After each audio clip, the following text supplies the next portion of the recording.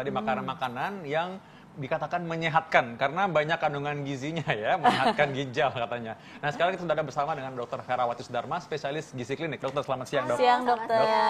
Dan bagi masyarakat yang ingin bergabung dan mulai bertanya-tanya soal ginjal, boleh loh menghubungi nomor telepon yang ada di bawah ini. Jangan lupa telepon ya, karena kita akan ngebahas tentang makanan-makanan yang menyehatkan ginjal. Di depan kita udah ada nih, Dok. Fakta mitos yang pertama, sakit pinggang adalah tanda penyakit ginjal. Ini fakta atau mitos? Ini paling sering ya, Dok ya? Itu adalah mitos ya. Karena mitos benar. Karena kalau kita bicara tentang penyakit ginjal, itu kan ada berbagai macam ya, Dok ya. Ada yang namanya infeksi ginjal, ada yang namanya batu ginjal, dan ada yang namanya gagal ginjal juga, baik yang akut maupun yang kronik. Nah, yang berhubungan dengan masalah sakit pinggang biasanya infeksi saluran kemih. Tapi dengan syarat infeksi saluran kemihnya yang sudah lanjut ya, Dok ya. Jadi karena kita ingat bahwa posisi ginjal sendiri secara anatomi kan di daerah belakang, itu berdekat dengan pinggang. Nah, kalau sudah menyebar, biasanya ada nyeri yang menyebar di daerah pinggang. Nah, bedanya kalau dengan sakit pinggang biasa, dia tidak menghilang dengan perubahan posisi maupun perubahan aktivitas, gitu. Dan memang perlu sekali kalau misalkan sudah merasa tadi sakit pinggang, boleh saja kalau mau periksa ya. Boleh, karena memang pemeriksaan tersebut kan tentu bisa mengarahkan bahwa ini sakitnya sebenarnya mana. Kadang-kadang yang dibilang pinggang taunya punggung ya. Itu beda juga ya. Oke. Bisa jadi. Kita makin kembali mengenai gagal ginjal ya. Nah, jangan sampai gagal paham ya, gagal ginjal.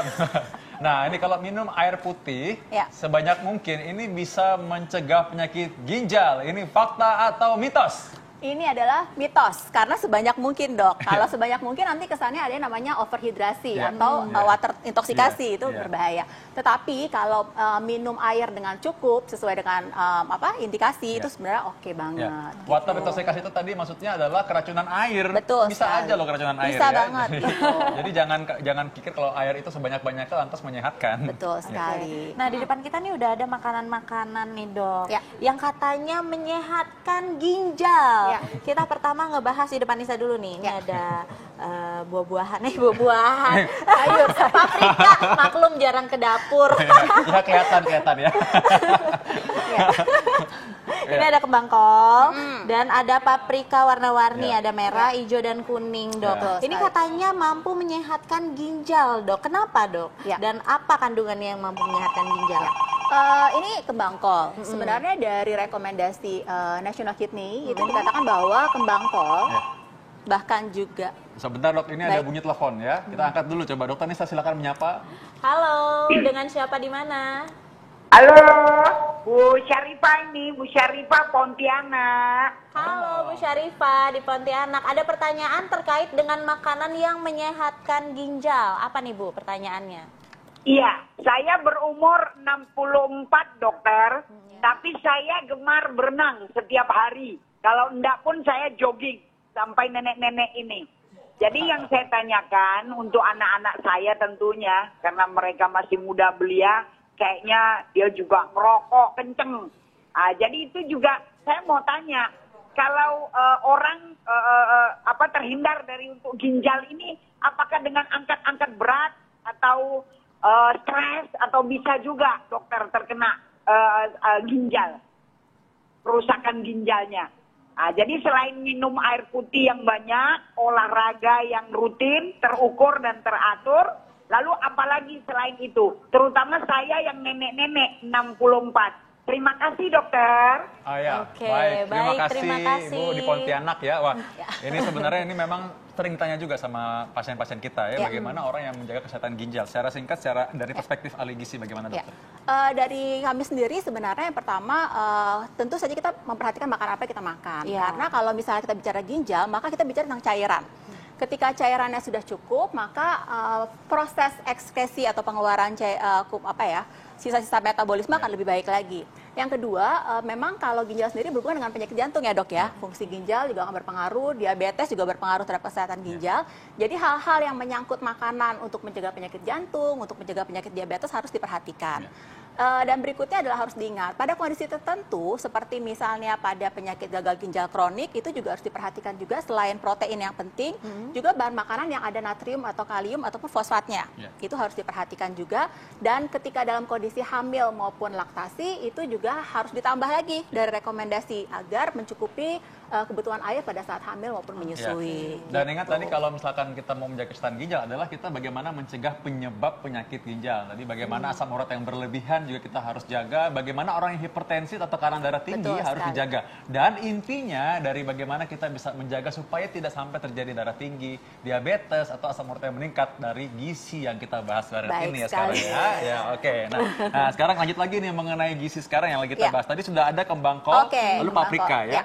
Untuk kembang kol sendiri sebenarnya rekomendasinya ini cukup baik sekali karena dalam hal natriumnya, kaliumnya, fosfatnya yang umumnya terganggu pada penyakit gagal ginjal kronik itu sangat rendah sekali. Jadi dianjurkan untuk menggantikan nasi misalnya ataupun kentang yang tinggi kalium dan fosfat dengan kembang kol maupun kol ini sendiri. Jadi kembang kol pengganti nasi, artinya nasi tidak dimakan diganti dengan kembang kol. Betul sekali karena kembang kol ini kalau mau diubah jadi nasi biasanya di blender dengan bentuk yang seperti udah remah kecil seperti itu sebagai pengganti nasi. Itu baik sekali natriumnya dan fosfatnya rendah gitu. Oh, ini menarik sekali karena pasti pemirsa di rumah sudah bertanya-tanya apakah boleh nggak di nasi, kan katanya ada kalorinya. Berapa kalori sih kalau makan kembang kol ini? Dibandingkan dengan nasi, kembang kol lebih rendah kalorinya, kemudian seratnya lebih tinggi. Seperti itu. Karena seringkali kalau kita bicara tentang penyakit ginjal kronik kan beberapa sayur itu kan tinggi kaliumnya ya dok. Biasanya kan dibatasin tuh. Jadi orang yang penyakit gagal ginjal kronik khawatir kalau makan sayur. Nah kebalikannya dengan serat dari kembang kol ini bisa menggantikannya seperti itu. Dokter Nisa sudah penasaran kayak lihat paprika ini ada merah kuning hijau ya. Dari jauh itu kayak buah gitu. Iya. Kalau ini buah, tak gigit tadinya. Untung ini adalah sebenarnya gabus ya. Merah artinya berani ya, hijau artinya jalan terus. Gimana? Ini gimana itu?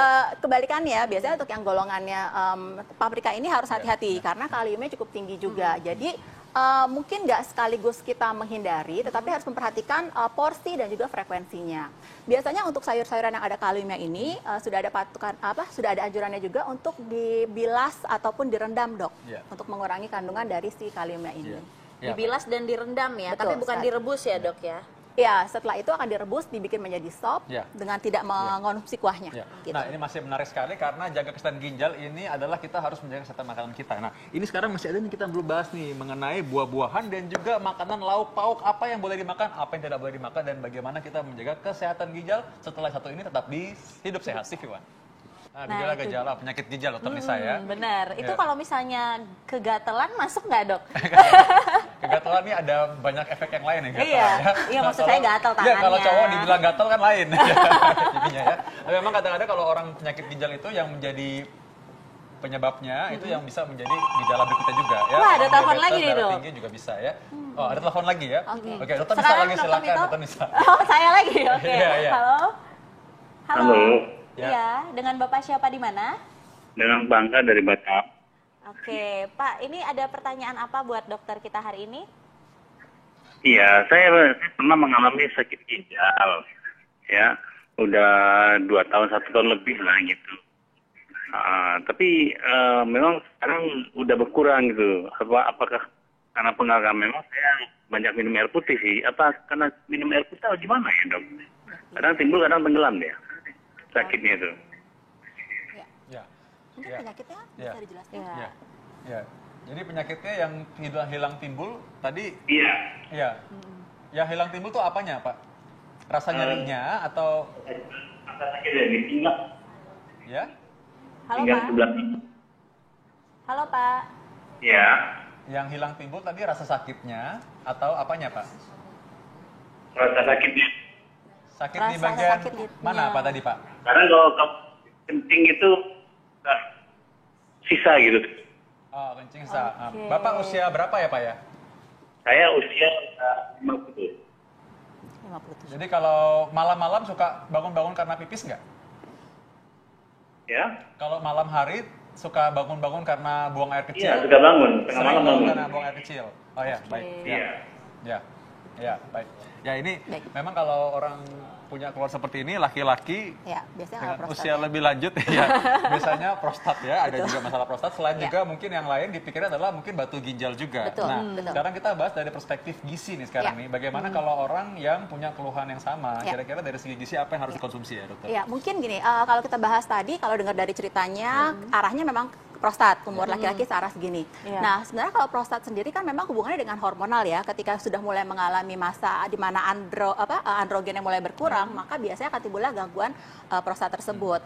Nah, kenapa berhubungan dengan ginjal? Karena akan sulit ketika salurannya mengecil karena pembesaran dari prostat tadi. Mungkin Dokter Vito mengerti. Nah, kalau gitu apa yang biasa disarankan? Biasanya kita sering menyarankan agar mengonsumsi makanan-makanan yang misalnya tomat untuk membantu prostatnya, menjaga kesehatan prostat. Itu sudah ada penelitiannya cukup baik. Beta karoten dalam tomat itu ternyata membantu bukan hanya sekedar dari antioksidannya, tetapi membantu juga supaya fungsi dari si androgennya juga akan lebih baik lagi. Mungkin itu yang disarankan. Yang kedua, biasanya memang batu ginjal, karena ketika mengalami gangguan untuk pipis atau sakit tadi, tergantung apakah batu tersebut tersumbatnya di daerah mana ya dok ya. Jadi ketika dia ada di daerah yang salurannya kecil, maka timbullah keluhan atau nyeri tadi. Tapi kalau tidak ya tidak. Nah, untuk batu ginjal sendiri memang kita sarankan untuk pertama diperiksa tentu saja jenis batu ginjalnya, jenis batu ginjal apa dulu. Asam urat juga bisa menyebabkan terjadi batu ginjal. 10% dari batu ginjal dari asam urat. Jadi itu harus diperhatikan. Kemudian ada juga batu kalsium, kemudian juga ada juga batu oksalat. Nah, batu kalsium dan oksalat tadi biasanya menumpuk karena tidak adanya fungsi pembersihan yang baik dari ginjal. Nah, fungsi pembersihan tadi biasanya kita bantu dengan minum air. Jadi dia akan membasuh saluran pipis kita dan tidak terjadi pengkristalan dari kalsium maupun oksalat tadi. Gitu dok. Nah ini kalau kita ngomong soal air nih, biasanya mungkin buat sebagian orang senangnya minum jus karena minum air aja katanya kurang nyaman ya. Nah bagaimana kalau misalkan buat nanas ini di jus gitu misalnya, coba gimana dokter? Untuk secara umum ya dok, kalau secara umum baik sekali karena memang nanas termasuk buah yang banyak cairannya, tetapi hati-hati kita kembali ke gulanya. Mungkin pemilihan nanas tersebut juga tidak boleh dicampur dengan sifatnya pemanis buatan, karena itu tidak baik untuk orang yang memiliki masalah ginjal. Dan tetap saja cairannya setelah minum nanas tadi, karena dia sifatnya serat juga harus didorong oleh air. Jadi konsumsi air juga harus ditambahkan. Gitu dong. Nah, ya, baik. Tadi air tetap harus diminum juga ya. Betul. Selain dari cairan yang dalam buah-buahan. Nah, ada fakta berikutnya dari Dokter Nisa tadi udah senyum-senyum dan tidak pakai pemanis buatan senyumnya ya. Iya, saya senyum-senyum ngeliatin Dokter Vito ngomong. Soalnya auranya terpancar kemana-mana. Nah, fakta mitos yang selanjutnya nih dok. Katanya konsumsi jeruk dapat memperburuk kondisi kesehatan bagi penderita penyakit ginjal. Ini fakta atau mitos dok? Itu adalah fakta pada kondisi pasien dengan penyakit gagal ginjal kronik dan mengalami peningkatan kadar kalium dalam darahnya yang tinggi. Karena kondisi hiperkalemi tersebut biasanya akan terjadi gangguan jantung, misalnya irama jantung, kemudian palpitasi. Nah, biasanya jeruk itu termasuk bahan makanan yang tinggi kaliumnya, dok. Jadi sebaiknya dihindari, sama seperti alpukat juga. Gitu, dok. Berarti satu lagi nih, dok. Jadi bagi penderita penyakit ginjal, pantang untuk konsumsi nasi merah. Ini fakta atau mitos nih dok? Padahal yang kita tahu nasi merah kan sangat baik, sangat sehat sekali kan dok. Tapi kalau untuk penyakit ginjal bagaimana dok? Ya, itu memang sebaiknya dihindari. Wow, ya, sebaiknya dihindari. Karena dalam beras merah itu dibandingkan dengan beras putih, ternyata kandungan dari natrium, kalium, dan fosfatnya lebih tinggi dok. Tadi kita bahas pada beberapa kasus gagal ginjal kronik itu meningkat kadar ketiga mineral tersebut. Nah, beras merah itu termasuk yang tinggi juga. Jadi pada kondisi tersebut mungkin akan lebih bagus kalau kita makan yang beras putih. Atau kalau mau beras merah, kembali lagi frekuensi dan juga porsinya diperhatikan. Nah, ini nyambung dari tadi ya. Ini selain nanti dokter Vera akan memberikan tips juga, tadi mungkin apa sih yang tidak boleh atau sebaiknya tidak dimakan. Tadi udah terlanjut tadi ada nasi merah juga ternyata ya. Yang lain-lain buah. Ya, sebenarnya gini, ketika kita bicara tentang penyakit ginjal, sebenarnya agak sedikit membingungkan. Karena tadi Dokter Vito bilang bahwa kalau penyakit ginjal penyebabnya diabetes, ada juga penyakit jantung, asam urat, jadi itu berpadu.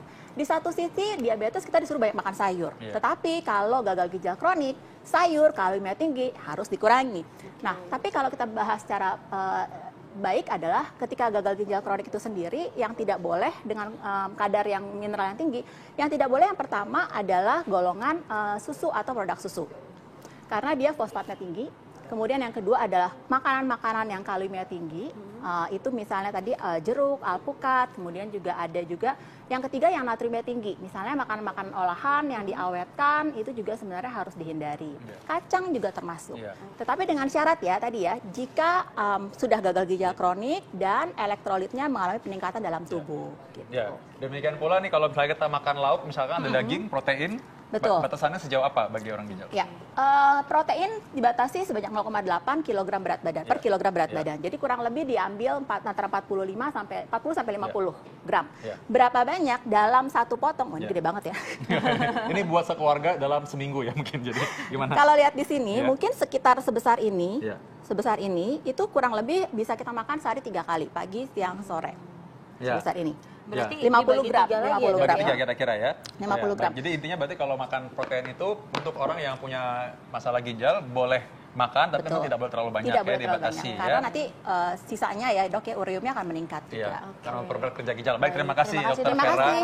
Nah, berarti bukan melulu kalau misalnya sakit, aduh sakit kayaknya ginjalnya kena deh. Itu bukan berarti penyakit ginjal, tapi kita harus tetap aware dan periksa ke dokter jika mengalami sakit pada bagian itu. Selain medical check up yang tadi dikatakan oleh Dokter Nisa, juga tadi bagaimana asupan gizi juga bisa membantu kita supaya menjaga kesehatan ginjal. Dan juga ingat bahwa olahraga juga penting tadi ya. Nah, itu dia kita akan tentunya. bahas terus nanti mengenai olahraga dan bagaimana pola hidup yang baik untuk hidup sehat di TV One ya. Nanti selanjutnya tiap hari apa Dokter Nisa? Setiap hari Senin sampai Jumat jam 1 sampai jam 2 siang. Dan jika Anda telah menyaksikan, Anda bisa juga baca di viva.co.id dan juga Anda bisa download TV One Connect. Saya Dr. Vita Damai. Saya Dr. Tengku Anissa. Indonesia, Hidup sehat.